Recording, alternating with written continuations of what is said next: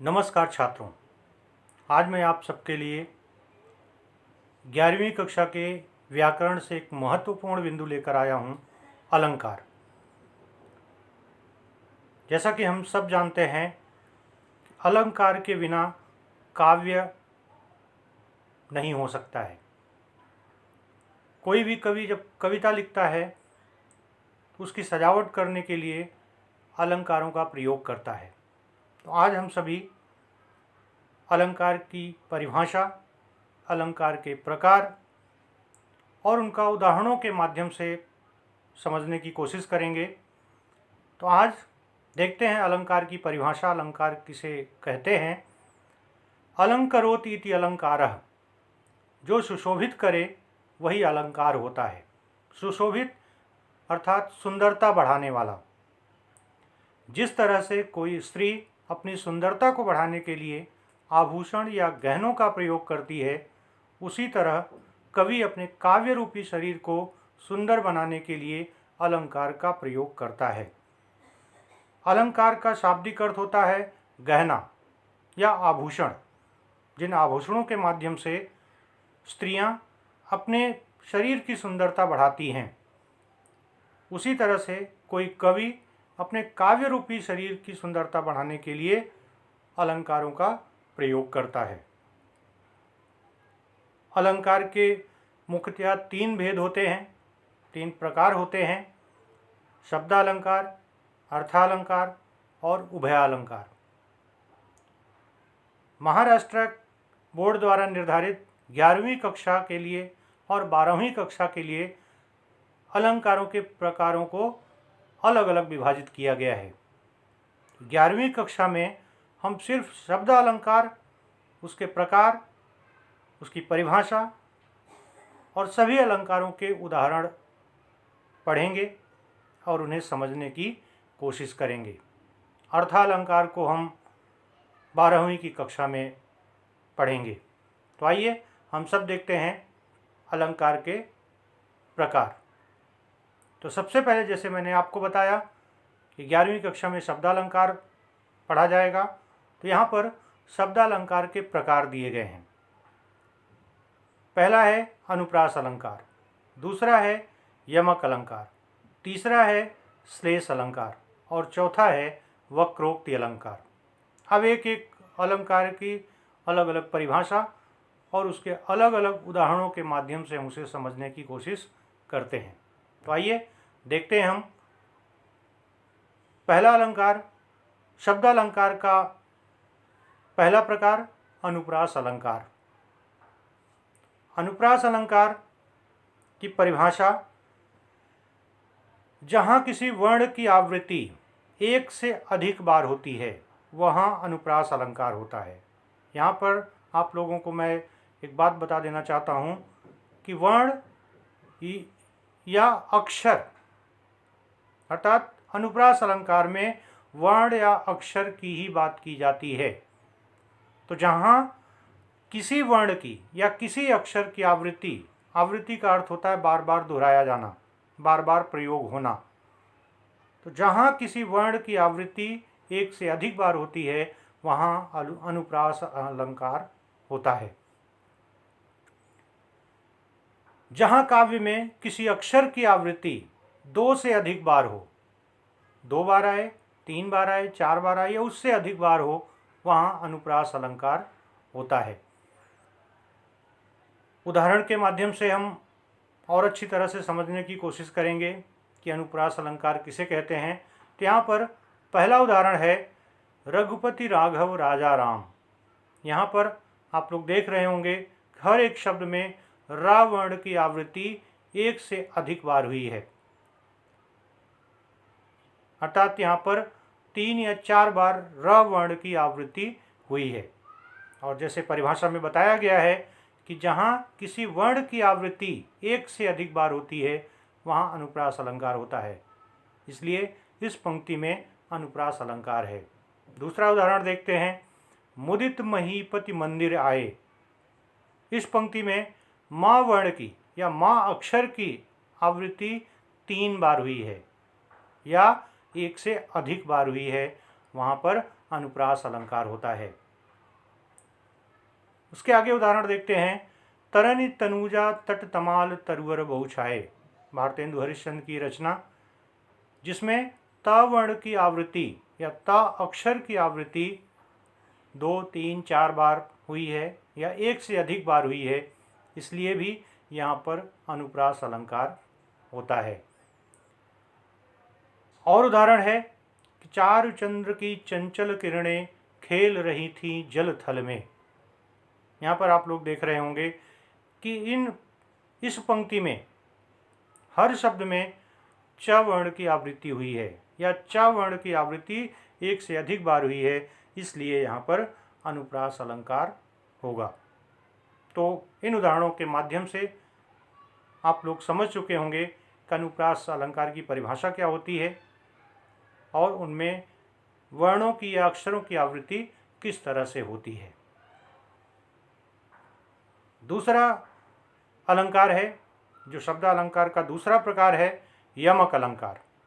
यमक अलंकार की परिभाषा होती है कि जहाँ काव्य में एक ही शब्द की आवृत्ति हो। आप लोग ध्यान दीजिएगा कि अनुप्रास अलंकार में वर्ण या अक्षर की बात की गई थी और यमक अलंकार में शब्द की आवृत्ति, यहाँ पर शब्द की बात की जा रही है, यहाँ पर अक्षर की बात नहीं की जा रही है।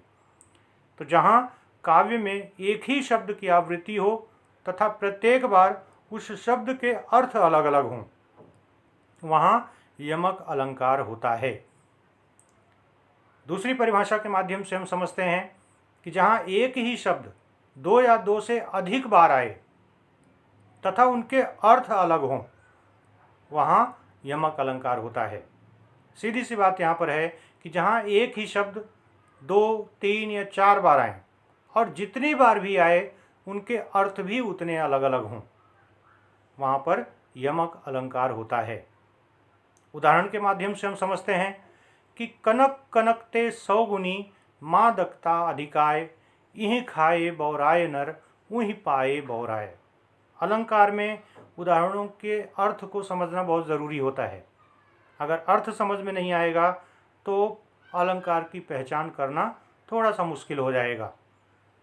यहाँ पर दिया गया है पहले उदाहरण में कि कनक कनकते 100 गुनी मादकता अधिकाय। यहाँ पर 2 शब्दों का प्रयोग हुआ है, 2 बार हुआ है। कनक कनक, एक कनक का अर्थ होता है सोना, दूसरे कनक का अर्थ होता है धतूरा। और इस उदाहरण में पहले कनक के लिए, जिसका अर्थ होता है सोना, की नशा उत्पन्न करते हैं।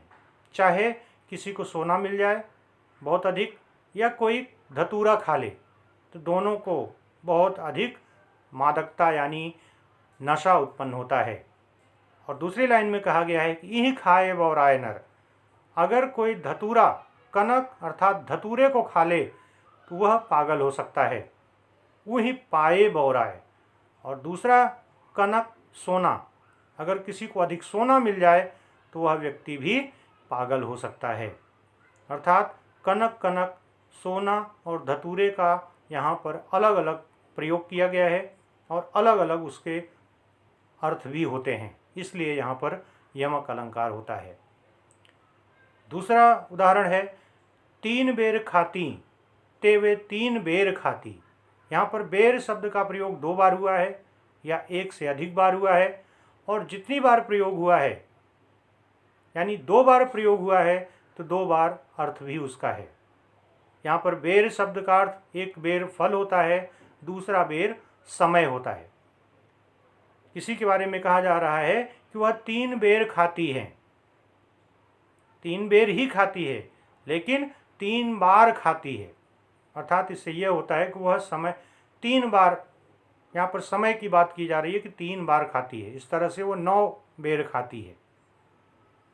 तीसरा उदाहरण है कर का मन का डार दे, मन का फेर। यहाँ पर मन का शब्द के 2 अर्थ हैं।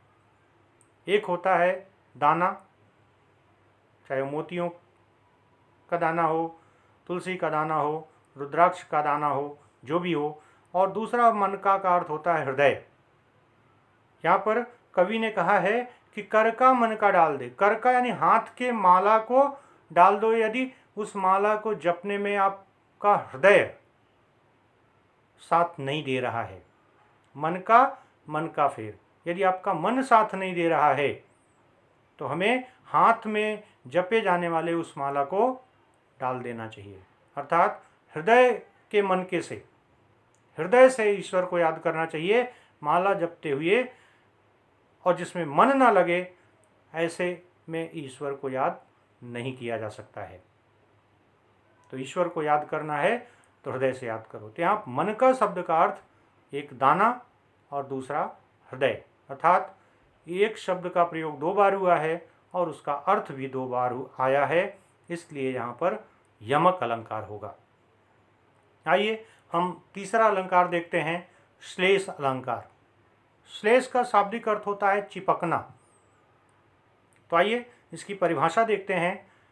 जिस काव्य में एक शब्द बार बार प्रयोग किया गया हो पर उसके अर्थ एक से अधिक हों, वहाँ श्लेष अलंकार होता है। संक्षेप में कहा जाता है कि एक ही शब्द अनेक ही अर्था, एक शब्द के अनेक अर्थ होते हों, वहाँ पर श्लेष अलंकार होता है। दूसरा उदाहरण है, परिभाषा है कि जब काव्य पंक्ति में एक ही शब्द के अनेक अर्थ हों तब वहाँ श्लेष अलंकार होता है। अर्थात एक ही शब्द के एक से अधिक अर्थ जहाँ पर होते हैं, इसीलिए कहा गया है कि एक ही शब्द अनेक ही अर्था, एक शब्द हो और उसके अर्थ एक से अधिक हों, वहाँ पर श्लेष अलंकार होता है। उदाहरण के माध्यम से हम समझने की कोशिश करते हैं कि यहाँ पर रहीम जी का दोहा है कि रहीमन पानी राखिए बिन पानी सब सून, पानी गए न उबरे मोती मानुष चून। अब इसमें है कि रहीम जी ने कहा है कि पानी शब्द है और पानी के एक से अधिक अर्थ हैं। यहाँ पर 3 अर्थ दिए गए हैं। रहीमदास जी कह रहे हैं कि पानी को संभाल कर रखना चाहिए। अगर पानी खत्म हो गया तो समझिए सब कुछ खत्म हो गया। और उसका 3 अर्थ क्या बताया गया है कि पानी गए न उबरे, मोती अर्थात मोती सीप में होता है, सीप पानी में होता है, अगर पानी न रहे तो मोती नहीं बन सकता है। मनुष्य के पास इज्जत होता है, पानी का अर्थ इज्जत होता है। अगर मनुष्य के पास उसकी इज्जत है तो समझिए सब कुछ है। अगर पानी चला गया अर्थात उसकी इज्जत चली गई तो समझ लीजिए उसके जीवन में कुछ भी नहीं है। चून का अर्थ होता है आटा। अगर आटे में पानी न मिलाया जाए तो आटे का भी कोई अर्थ नहीं हो सकता है, क्योंकि सूखा आटा कोई नहीं खा सकता है। तो इस तरह से यहाँ पर पानी शब्द का अर्थ 3 बार प्रयोग हुआ है। जैसे कह सकते हैं कि एक ही शब्द अनेक ही अर्था, पानी शब्द का अनेक अर्थ यहाँ पर आया है, 2 से अधिक। तो इस तरह से यहाँ पर श्लेष अलंकार होगा। दूसरा उदाहरण है, चरण धरत चिंता करत भावत नींद न शोर, सुवरन को खोजत फिरत कब कामी और चोर। यहाँ पर एक शब्द का प्रयोग किया गया, वो है सुवरन। सुवरन का एक से अधिक अर्थ होता है। सुवरन सुंदर वर्ण या अक्षर, सुवरन सुंदर वर्ण वाली, सुंदर रंग वाली स्त्री, और सुवरन सोना। 3 प्रकार के एक शब्द के 3 अर्थ यहाँ पर हैं। तो कवि ने कहा है कि चरण धरते हुए, यानी जब भी वो कदम आगे बढ़ाते हैं तो चिंता में रहते हैं, उनको नींद नहीं भाती है, उनको शोर नहीं अच्छा लगता है। किन लोगों के बारे में बात की है कि जो सुवरन खोजते हैं, यानी जो सुवरन को खोजते हैं, ना तो वो 4 पैर रखते हैं तो भी चिंता करते हैं, नींद नहीं अच्छी लगती, शोरगुल उनको नहीं अच्छा लगता है। वे लोग कौन कौन से हैं? कवि, क्योंकि कवि को सुंदर वर्णों की, सुंदर अक्षरों की ज़रूरत होती है कविता लिखने के लिए। कामी, जो स्त्रियों की तरफ कामुकता से देखते हैं, ऐसे लोगों को सुंदर वर्ण की स्त्री की खोज होती है। और तीसरा अर्थ होता है चोर के लिए। चोर रात के समय चोरी करने जाता है तो उसको सोने की तलाश होती है। इस तरह से सुवरन का 3 अर्थ यहाँ पर कवि के लिए, कामुक व्यक्तियों के लिए और चोर के लिए प्रयोग किया गया है। कवि के लिए सुंदर अक्षर, कामी पुरुषों के लिए सुंदर रंग की स्त्री और चोर के लिए सोने का प्रयोग किया गया है। इस तरह से यहाँ पर श्लेष अलंकार होगा। तीसरा उदाहरण है, जो रहीम गति दीप की कुल कपूत गति सोए, बारे उजियारो करे बड़े अंधेरो होए। यहाँ दीप की बात की गई, दीपक, कुल के दीपक की,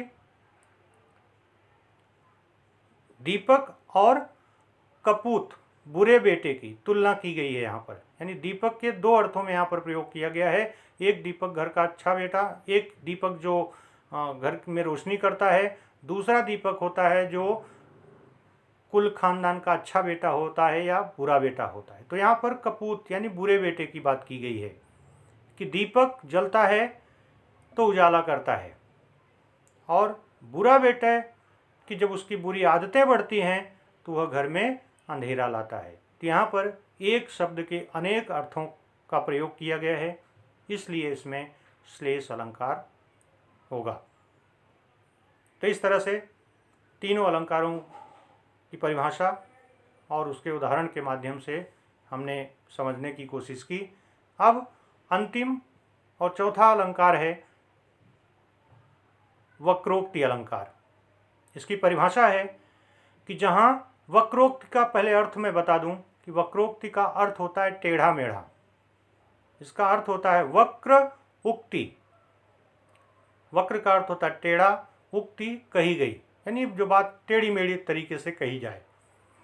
तो वक्रोक्ति अलंकार की परिभाषा है कि जहाँ कवि द्वारा कही गई बात का अलग अर्थ लगाया जाता है वहाँ वक्रोक्ति अलंकार होता है। यानी कहने वाला कुछ कहता है और समझने वाला उसका गलत अर्थ निकालता है, तो वहाँ पर वक्रोक्ति अलंकार होता है। दूसरी परिभाषा यहाँ पर है कि जहाँ वक्ता के कथन का, वक्ता अर्थात बोलने वाले के बात का श्रोता द्वारा, सुनने वाले के द्वारा चमत्कारपूर्ण भिन्न अर्थ निकाला जाए। यानी जो वक्ता बोलता है और उस बात को जो श्रोता सुनता है तो श्रोता उसे अलग अर्थ निकाल ले, तो वहाँ पर वक्रोक्ति अलंकार होता है। उदाहरण के माध्यम से हम समझते हैं।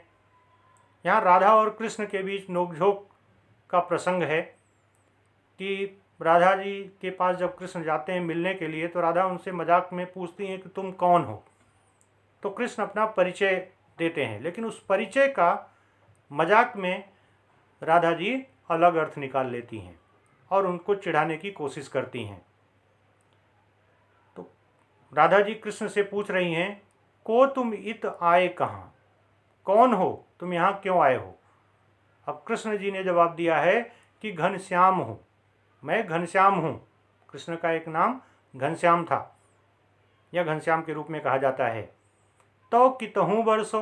अब राधा जी अगली बात उनकी रहती है कि कहती हैं कि तो कितहूँ बरसो, अगर तुम घनश्याम, चूँकि घनश्याम का अर्थ बादल भी होता है, तो राधा जी कहती हैं कि अगर तुम बादल हो तो कहीं जाकर दूसरी जगह बरसो। ये राधा जी कृष्ण को चिढ़ाने के लिए कहती हैं। फिर कृष्ण अपना परिचय देते हैं कि चित्तचोर कहावत हैं हम तो, मुझे लोग चित्तचोर भी कहते हैं। फिर राधा जी उसका गलत मतलब निकालती हैं और कहती हैं कि तह जाऊँ जहाँ धन है सरसों, अगर तुम चित्तचोर हो तो वहाँ पर जाओ जहाँ पर बहुत सारा धन पाया जाता है। अगर तुम चोर हो तो धन जाकर चुराओ, मेरे पास क्यों आए हो। इस तरह से यहाँ पर कृष्ण की कही गई बात का गलत मतलब निकालते हुए उन्हें चिढ़ाने की कोशिश करती हैं। तो यहाँ पर वक्रोक्ति अलंकार होगा। दूसरा उदाहरण है, मैं सुकुमार नाथ बन जोगू, तुम्हें उचित तब मोह कह भोगू।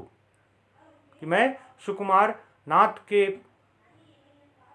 योग्य हूँ, तुम्हें उचित, तुम्हारे लिए उचित क्या है कि तप मोह कह भोगू, तप के रूप में मेरा भोग किया जाए।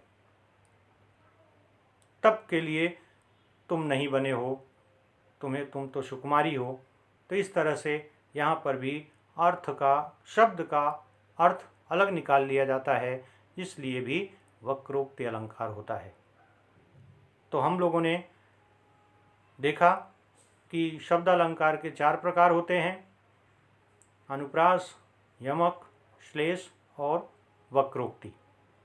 तो मैं उम्मीद करता हूँ कि आपको सरल शब्दों में शब्द अलंकार की परिभाषा, उसके प्रकार और उसमें दिए गए उदाहरणों को आप समझ चुके होंगे। धन्यवाद।